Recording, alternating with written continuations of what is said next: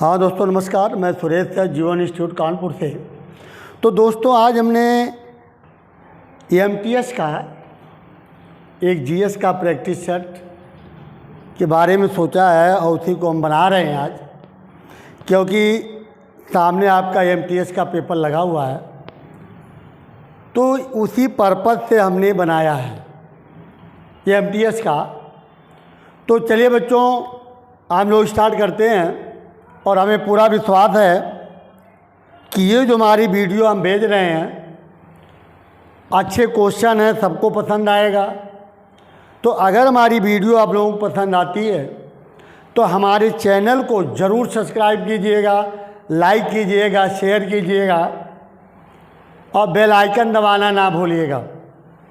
तो आइए दोस्तों स्टार्ट करते हैं हम लोग।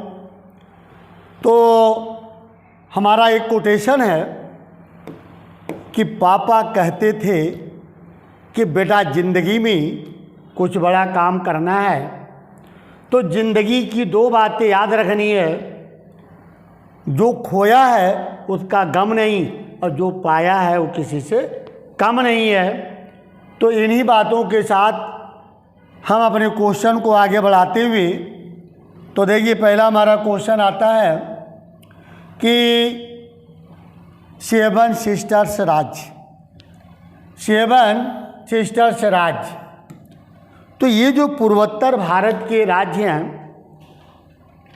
ये लगभग सभी राज्य आते हैं। अभी तक सिक्किम नहीं था तो सिक्किम को भी माना जाने लगा, जोड़ दिया गया, यानी अब 8 राज्य माने जा रहे हैं। तो ये 8 राज्य माने सेवन सिस्टर में कौन कौन से राज्य हैं? तो देखिए पहला हम उठा लेते हैं अरुणाचल प्रदेश।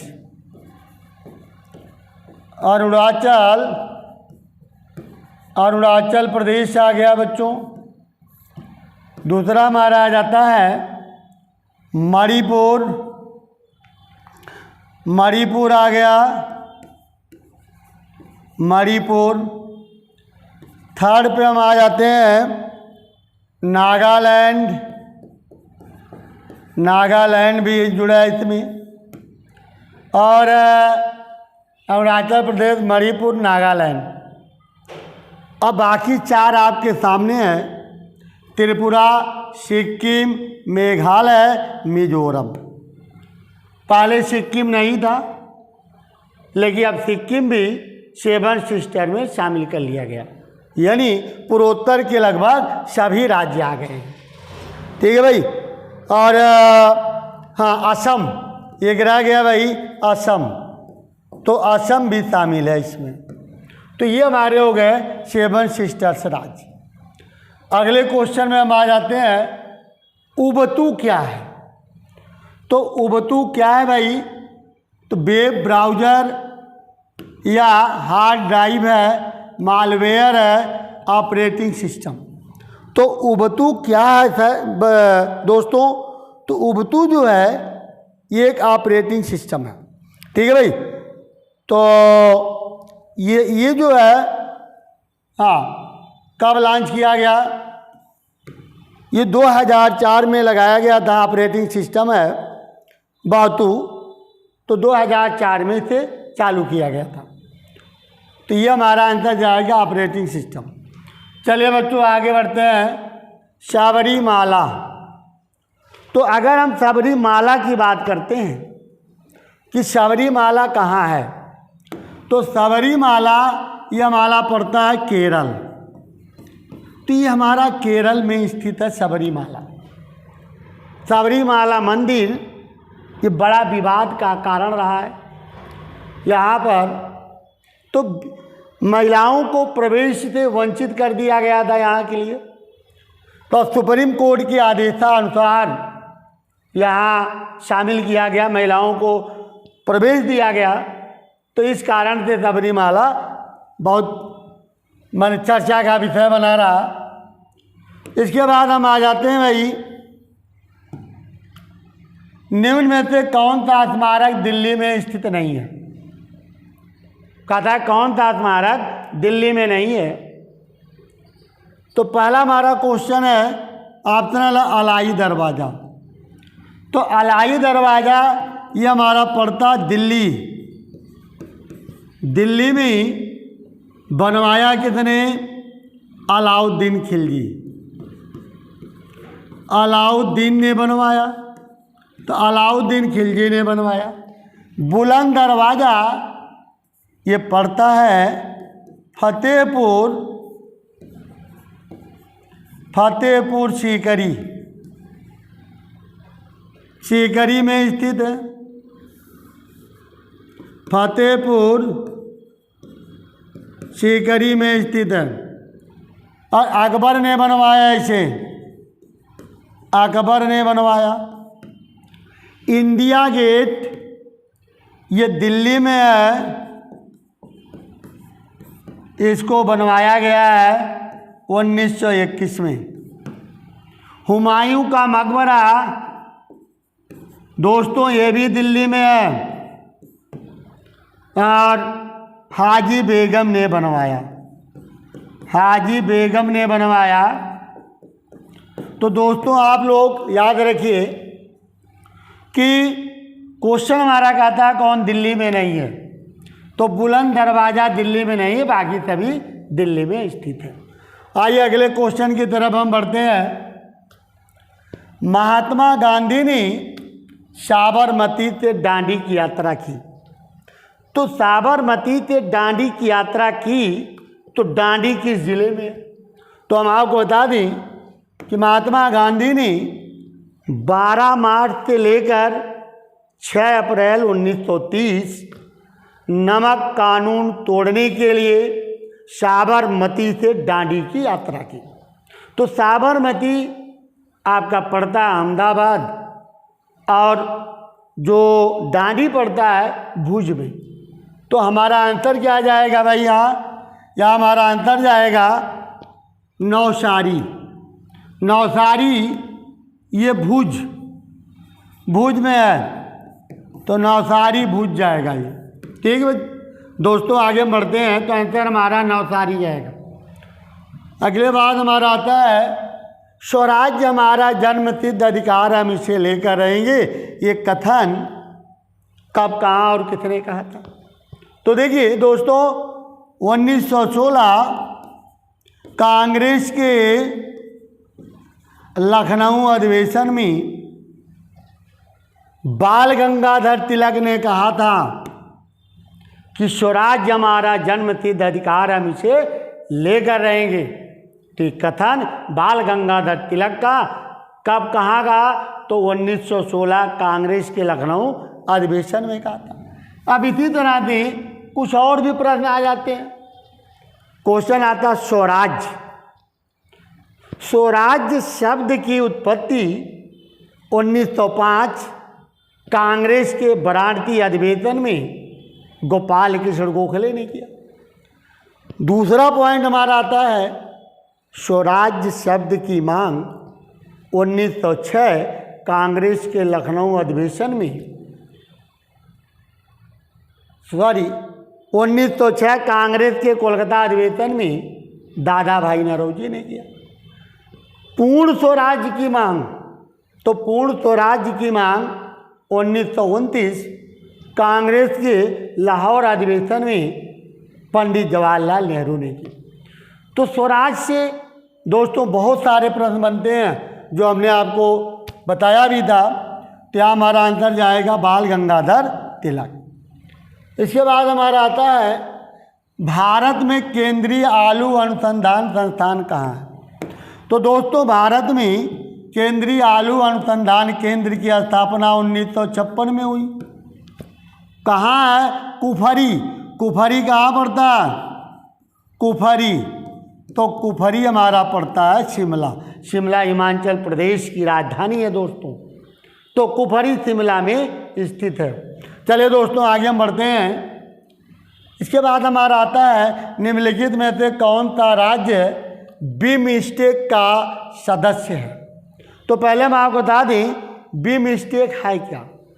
तो दोस्तों बिमस्टेक एक संगठन है। तो बिमस्टेक एक संगठन है दोस्तों। इसकी स्थापना कब हुई है? तो इसकी स्थापना हुई है 1997 में हुई। ठीक, तो इसके देश कौन कौन थे भाई? देखिए, भारत हो गया, नेपाल हो गया, भूटान हो गया और थाईलैंड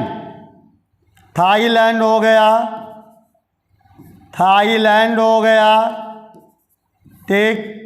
इसके बाद हमारा आता थाईलैंड के बाद म्यांमार आता है, म्यांमार हो गया, श्रीलंका हो गया, श्रीलंका आता है, बांग्लादेश आ गया, इसमें बांग्लादेश भी शामिल है दोस्तों। इसके बाद आ जाता है श्रीलंका भी शामिल है इसमें। श्रीलंका के बाद इसमें भूटान भी शामिल है, भूटान, लेकिन मालदीव शामिल नहीं है। तो इतने देश, ठीक है भाई, मालदीव शामिल नहीं है तो आंसर हमारा मालदीव जाएगा। तो इतने देश इसके सदस्य हैं बिमस्टेक के, ठीक है भाई। तो चलिए दोस्तों आगे हम लोग बढ़ते हैं। प्रार्थना समाज की स्थापना। तो प्रार्थना समाज की स्थापना कब, कहाँ और किसने की थी भाई? तो देखिए, प्रार्थना समाज की स्थापना 1867 बम्बई में किसने की थी?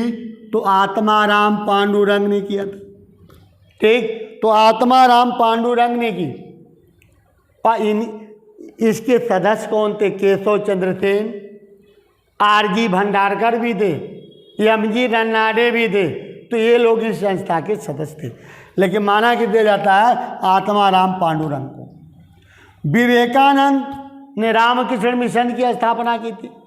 दयानंद सरस्वती ने आर्य समाज की स्थापना की थी। राजा राम मोहन राय ने ब्रह्म समाज की स्थापना की थी दोस्तों। तो यहाँ हमारा आंसर जाएगा आत्माराम पांडुरंग। अगला पॉइंट हम उठाते हैं, इनमें से दक्षिण अफ्रीका के कौन से दो देश अवरुद्ध स्थल है? तो अवरुद्ध स्थल कौन से देश हैं दोस्तों? तो यहाँ देखिए, दो का इन्होंने पैनल बना दिया है अपने, तो पराग्वे और बोल्विया। तो यही हमारा आंसर जाएगा, पराग्वे और, हाँ तो सभी वहाँ पर, लेकिन पराग्वे और बोल्विया जाएगा। अगर हम यहाँ इक्वाडोर की बात करते हैं तो इक्वाडोर विश्व का सबसे ऊंचा ज्वालामुखी स्थित है, यहीं पर कोटोपैक्सी स्थित है। तो चलिए, तो हमारा बेटा दोस्तों आंसर क्या गया? उरुग्वे। चलिए दोस्तों अगला प्रश्न हम उठाते हैं, किस भारतीय राज्य की मुख्य भूमि की तटरेखा सबसे लंबी है? तो किस राज्य की, तो देखिए ये क्वेश्चन हमारा उठाता है कि समुद्री तटरेखा वाला राज्य।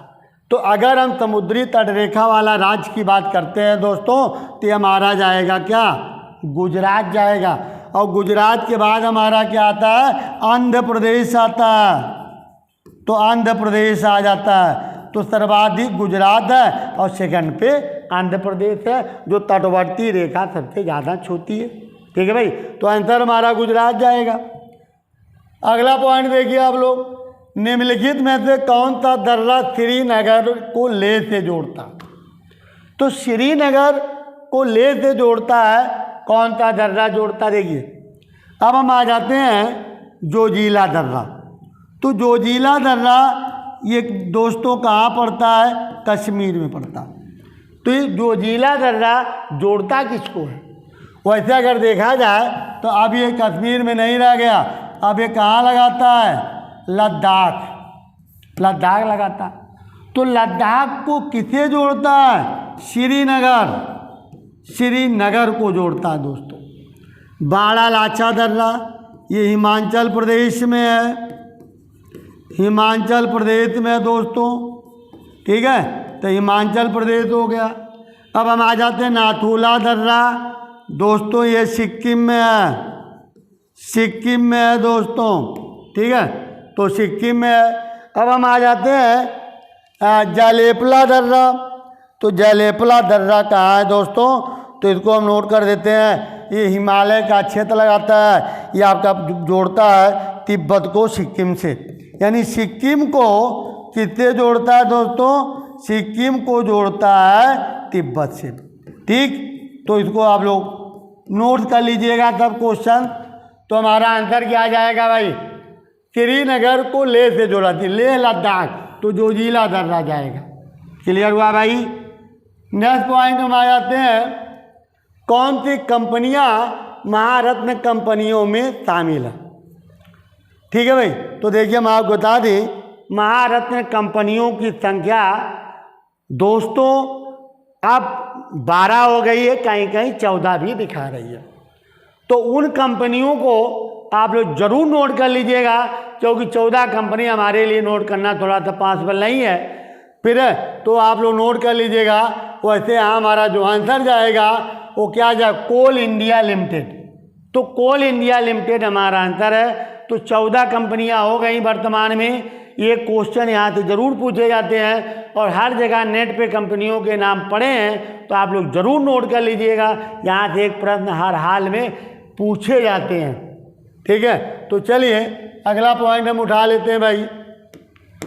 कहा था भारत के किन 2 शहरों के बीच भारत की पहली semi high speed Vande Bharat train चलाई गई थी? तो वंदे भारत ट्रेन कहाँ से कहाँ चलाई गई थी दोस्तों? तो आपके सामने 4 ऑप्शन लिया है। तो पहला हमारा है अहमदाबाद मुंबई के बीच, दूसरा दिया हजरत निजामुद्दीन झांसी, और तीसरा दिया पुरी हावड़ा, और चौथा दिया नई दिल्ली टू वाराणसी। तो हमारा यहाँ जो आंसर जाएगा नई दिल्ली टू वाराणसी के मध्य वंदे मातरम यानी वंदे भारत ट्रेन चलाई गई थी दोस्तों। तो ये हमारा आंसर जाएगा डी। तो अगले क्वेश्चन की तरफ हम बढ़ते हैं भाई। चित्रकला की पटचित्र शैली। तो चित्रकला की पटचित्र शैली जो है निम्न में से किस राज्य की सबसे पुरानी शैली है दोस्तों?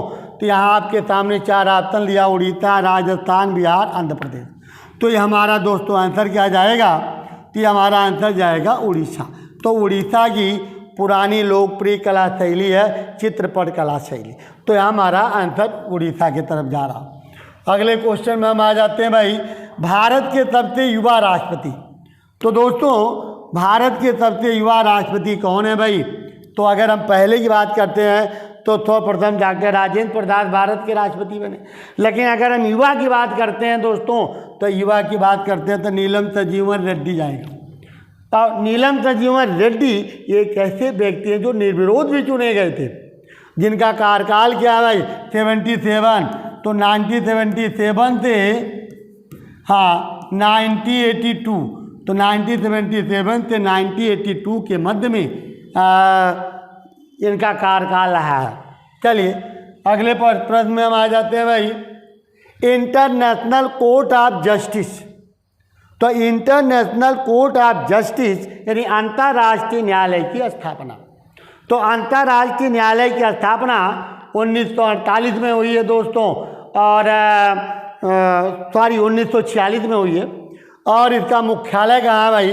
तो इसका मुख्यालय कहाँ पड़ता है? तो दोस्तों इसका मुख्यालय पड़ता है द हेग, हेग नीदरलैंड में स्थित है। तो हेग नीदरलैंड में है।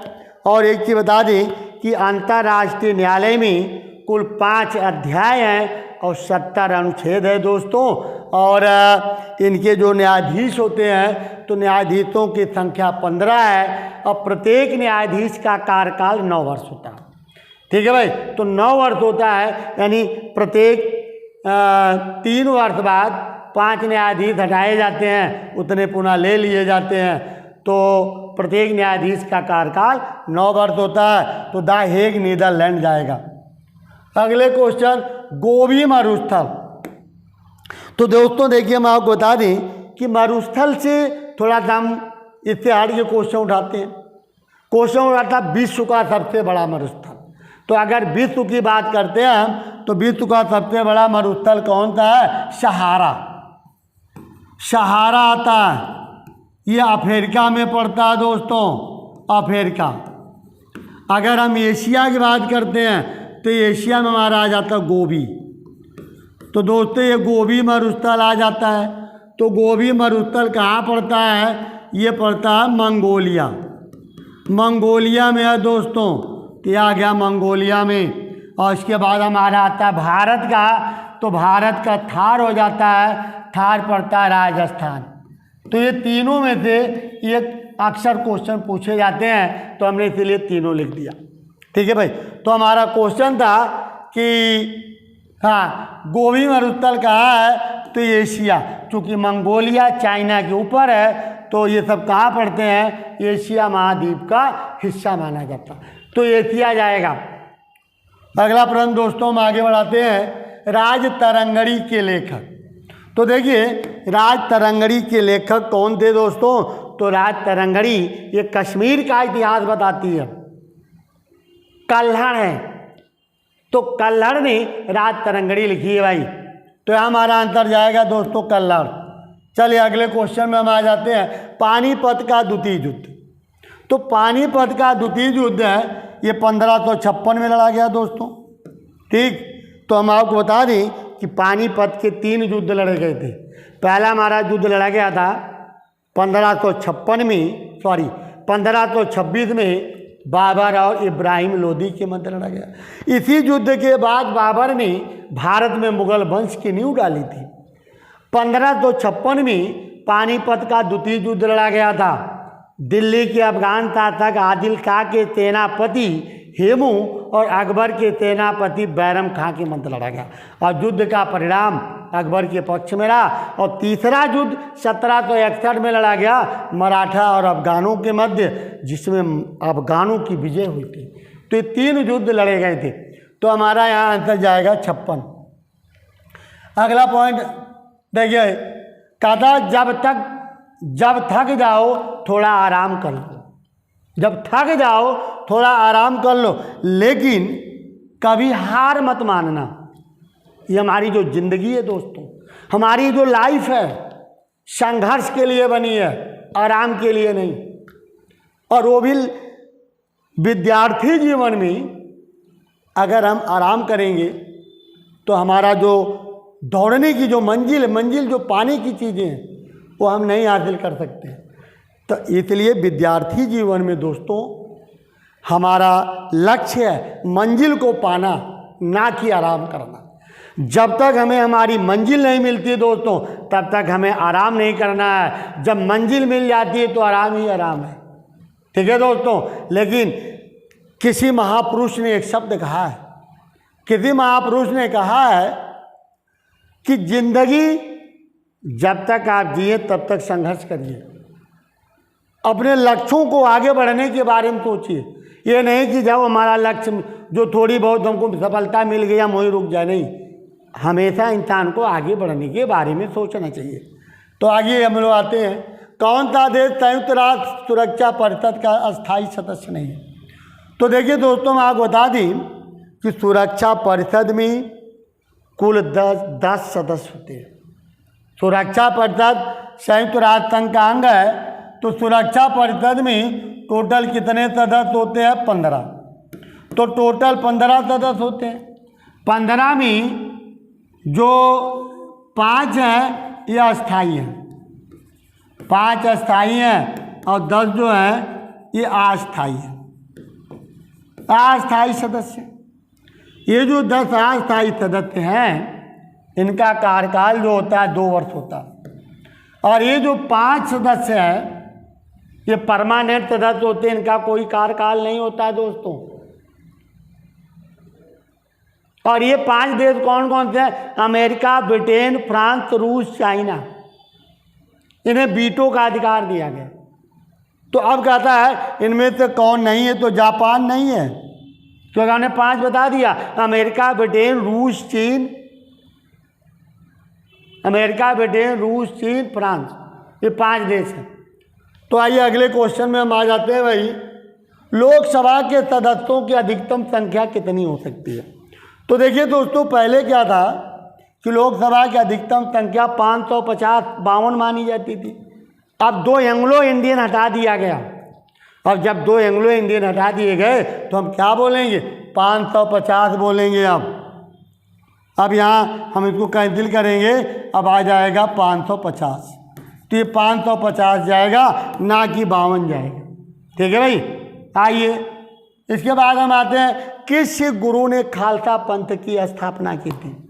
तो दोस्तों हम आपको बता दें कि खालसा पंथ की स्थापना 1600 99 में कितने की थी? तो 10वें गुरु गुरु गोविंद सिंह ने की थी।